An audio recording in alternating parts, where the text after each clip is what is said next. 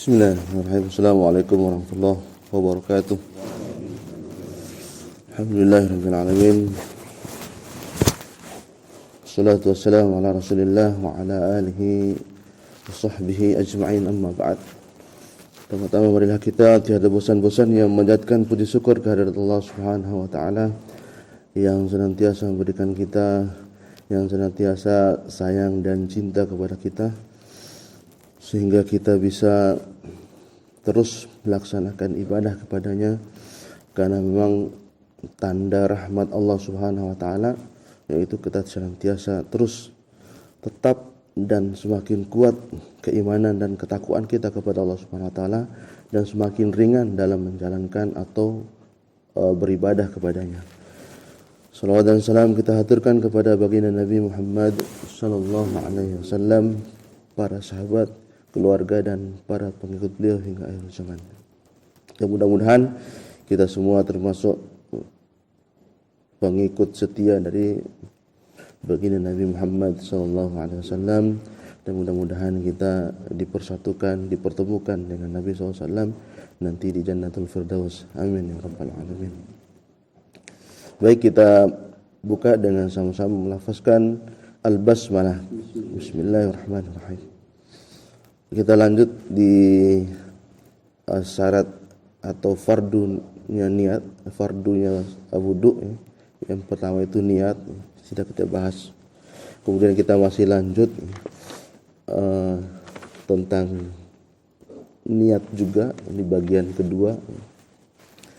Kita sudah menjelaskan bagaimana kaifiyatiha in kana al-mutawaddu saliman la illata bihi an yanwiya ahada salasati umurin. Bagaimana cara berniat bagi orang-orang yang berwudu, yaitu orang-orang yang saliman, itu dia tanpa halangan penyakit, seperti yang sudah pernah dijelaskan. Dia tidak punya penyakit yang kentut terus menerus, kemudian bukan dari perempuan yang mustahadah, yang keluar darah terus menerus. Tidak ada illah untuk itu. Cara niatnya ada 3. Yang pertama, raf'ul hadas au taharatu anil hadas. Itu kita berniat mengangkat hadas, menghilangkan hadas, atau bersuci dari hadas. Itu cukup.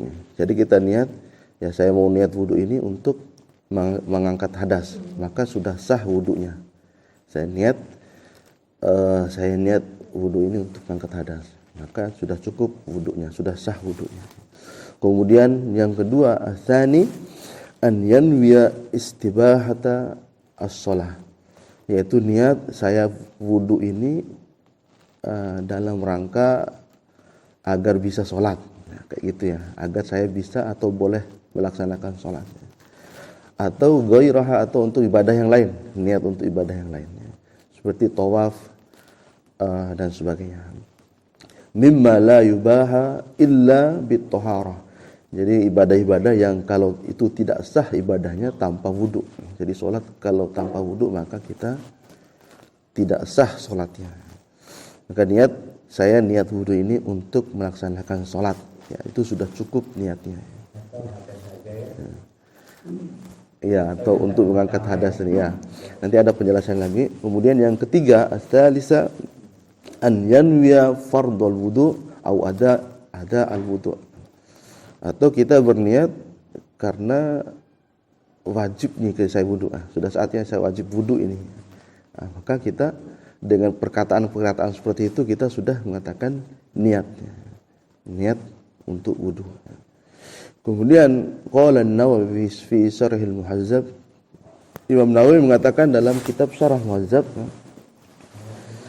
walau nawat taharata lis-shalah, kalau seandainya kita berniat bersuci untuk salat, awit taharata li ghairiha, atau bersuci untuk selain daripada salat tersebut, mimma yatawaqqafa 'alal wudu kafa, yang bergantung pada wudu, dia harus wudu, niat terhadap tersebut, cukup kita niat untuk salat, ya, maka itu sudah cukup. Ya, jadi ibadah-ibadah yang kayak sholat, tawaf yang membutuhkan wudu itu bergantung kepada wudu, maka niat kita kita bersuci untuk sholat, maka itu sudah cukup niatnya. Saya untuk ibadah tawaf ini cukup. Saya wudu ini untuk sholat, cukuplah niat seperti itu. Jadi ini sudah cukup seperti yang disebutkan oleh Imam Nawawi dalam Syarah Muhazzab. Wa dzakarahu fi Tanbih, dan disebutkan juga dalam kitab At-Tanbih. Kemudian walau nawat taharata wa lam yaqul anil hadas la yujzihi ala sahih. Kalau seandainya kita niatnya cuma saya pengen bersuci saja tanpa menyebut untuk sholat atau tanpa menyebut untuk mengangkat hadas, hanya bersuci saja kita bilang dalam hati, maka tidak walam yakul anil hadas, tidak menyebut untuk mengangkat hadas, la yujzihi ala sahih, maka itu tidak cukup menurut pendapat yang sahih. Menurut pendapat yang sahih. Jadi harus kalau niat itu niat dengan mengangkat hadas, atau tadi niat untuk sholat, karena sudah sholat itu sudah mewakili. Kemudian li'anna taharatu takunu anil hadas wa anin najas. Karena memang taharah itu bersuci itu pasti untuk mengangkat hadas atau menghilangkan najis. Jadi itu fungsinya kita taharah, bersuci. Jadi harus ada niat untuk mengangkat hadas. Fala budda min niyati tamyiz. Jangan lupa kita harus berniat sebagai pembedaan. Kita wudu untuk sekedar wudu atau untuk mengangkat hadas atau untuk sholat. Jadi kita harus ada pembedaan niat terhadap itu. Walau nawa, kemudian kasus selanjutnya walau nawal wudu faqat. Kalau seandainya kita niat itu hanya niat wudu, hanya wudu saja, sahha alal as-sahih, maka itu sudah cukup menurut pendapat yang paling sahih. Disebutkan dalam kitab At-Tahqiq, kemudian dalam kitab Syarah Muhazzab. Beda juga bi khilafin ma idza nawal ghusla wa huwa junub fala yakfi. Beda juga kalau seandainya kita niat mandi padahal dia junub, wa huwa junub fala yakfi. Dia mandi, saya niat mandi dah padahal dia junub, maka junubnya ini mandi junubnya tidak sah. Jadi seperti itu ya. Jadi kita lagi junub ini langsung cebur dalam kolam misalnya itu, maka tanpa niat untuk menghilangkan hadas besar itu, yaitu junub kita, maka itu tidak cukup. Tapi saya juga pernah mendengar Ustadz Firanda Andirja menyatakan bahwa kalau orang mandi terus dia junub, tapi dia lupa niat untuk mandi junub tersebut, tapi sudah nyebur aja di kolam atau di sungai, maka dia tetap boleh sholat, cuman dia tidak mendapatkan pahala sunnahnya berniat mandi junub. Nah, ini pendapat yang pendapat yang saya dengar dari Ustadz Firanda Adirja. Jadi kita ya sudah, nanti setelah itu lupa kita niat, tapi sudah mandi, maka kita boleh wudu kemudian kita sholat. Tak perlu mandi ulang kemudian berniat ulang untuk mandi lagi. Kalau di mazhab Syafi'i, maka dia ini tidak cukup. Farraqal Mawardi, Imam Mawardi membedakannya bi annal wudu la yutlaqu ala ghairil ibadah. Karena wudu ini kata Imam Mawardi adalah tidak bisa dimutlakkan selain daripada untuk ibadah. Bihilafil ghusli walau nawa raf'ul hadas wa istibaha fahuwa nihayatun niyah. Kalau seandainya kita itu berniat untuk mengangkat hadas dan untuk kebolehan untuk melakukan sholat, fahuwa nihayatun niyah, maka niat ini yang paling kuat. Jadi kita sebutkan dua-duanya dalam hati. Raf'ul hadas wa istibahah fahuwa niyatun wa huwa nihayatun niyah. Ada niat yang paling kuat, yaitu kita niat untuk mengangkat hadas. Niat hadas, kemudian untuk melaksanakan sholat, maka itu adalah niat yang paling kuat menurut pendapat di mazhab. Jadi lengkap jadinya. Raf'ul hadas, kemudian wal istibahah lis-shalah, yaitu untuk membolehkan dirinya untuk sholat agar bisa sholat, maka itu niat yang paling kuat. Wa amma man bihi illatun kaman bihi salimul baul. Dan untuk orang yang ada illah kepadanya, yaitu ada penyakit kepadanya, seperti orang yang salasul baul. Kalau yang kemarin itu rihul daim wal mustahado, ini ada tambahannya, yaitu salasul baul, yaitu orang yang pipis terus menerus. Pipis berantai namanya. Sudah pipis kok keluar lagi. Aukanat mustahadoh, kalau untuk perempuan ini, perempuan yang mustahadoh, yang berdarah, seperti yang sudah pernah dijelaskan, fayanwi al-istibahah ala sahih, maka cukup dia itu berniat untuk bisa sholat saja ketika dia wudu. Jadi enggak perlu dia sebutkan juga untuk mengangkat hadas, karena entar lagi hadas, entar lagi keluar darah, entar lagi pipis, entar lagi dia kentut karena penyakit. Maka cukup dia wudu, pada saat wudunya itu dia niat untuk bisa sholat saja. Ini menurut pendapat yang sahih. Wala yasihu an yanwiya raf al hadas, maka dia tidak sah sebenarnya kalau dia berniat untuk mengangkat hadas, karena entar lagi dia hadas. Cukup dia istibahah lis shalah, cukup dia berniat untuk membolehkan dirinya untuk sholat. Li'anna al hadas mustamirun wala tusawwiru raf'ahu, karena memang hadasnya dia ini mustamirun, yaitu terus menerus. Jadi dia terus menerus ada keluar pipisnya. Kadang dia pakai pampers saja. Perempuan juga gitu, pakai pembalut terus. Jadi keluar darahnya, ya itu aja syaratnya. Jadi kalau bagi orang yang salasul baul ini, maka dia harus pakai pampers. Karena dia pipis terus, biar enggak kena celananya. Ini dimaafkan ya. Oleh para ulama dimaafkan karena penyakitnya, bukan kesengajaan. Ya kalau bisa diobatin aja, terus diobatin. Karena memang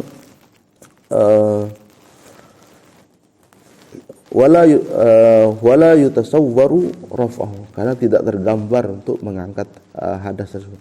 Tidak bisa dibayangkan karena memang akan terus menerus ya. Mustahadoh keluar tanpa sadar, kemudian pipis juga seperti itu, keluar. Begitu juga orang yang kentut. Kalau orang yang kentut ya enggak perlu pakai pampers ya enggak apa-apa. Wa qila yajibu an yajma'a bainahuma. Kemudian dikatakan juga di sini menurut pendapat sebagian ulama Syafi'i, wajib untuk menggabung niat tadi, niat untuk mengangkat hadas ya, bagi yang yang kena illah tadi, itu tetap dibolehkan, dianjurkan, bahkan diwajibkan oleh sebagian ulama Syafi'iyah untuk menyebut dua-duanya, enggak apa-apa ya, mengangkat hadas maupun untuk istibahah lis shalah, untuk mengangkat hadas dan untuk membolehkan dirinya untuk sholat, ya enggak apa-apa. Ini sebagian. Seperti yang sudah pernah sebutkan, kata qila, yaitu sebagian kecil ulama mazhab Syafi'i, itu maksudnya di sini ya, itu mewajibkan untuk tetap menggabung angkat hadas sama istibahah untuk membolehkan sholat. Wa qila yakfi ahadahuma. Kemudian ada sebagian kecil lagi cukup dengan salah satunya saja, yaitu istibahah lis shalah. Jadi kalau punya penyakit seperti itu, maka kita boleh menyebut dua-duanya angkat hadas atau istibahah lis shalah. Jadi kita pakai bahasa Indonesia aja enggak apa-apa. Saya niat wudu ini untuk mengangkat hadas dan agar saya bisa melaksanakan sholat ini. Ini niat yang paling kuat. Kalau orang yang penyakitan tadi cukup dia istibah lis sholat. Saya niat wudu ini untuk agar saya bisa sholat. Itu aja dah niatnya. Sudah cukup dari lebih dari cukup. Tapi ada juga yang mewajibkan tetap disebut dua-duanya. Iya. Termasuk ini baca Al-Quran itu diharuskan berwudu karena memang tidak boleh kita menyentuh Al-Quran itu tanpa wudu. La yamassuhu illa lil mutahhirin. Tidak ada yang bisa menyentuhnya kecuali orang-orang yang suci, orang yang sudah bersuci. Yang mana? Kalau hadas besar maka kita mandi. Hadas kecil biasanya pakai kecil.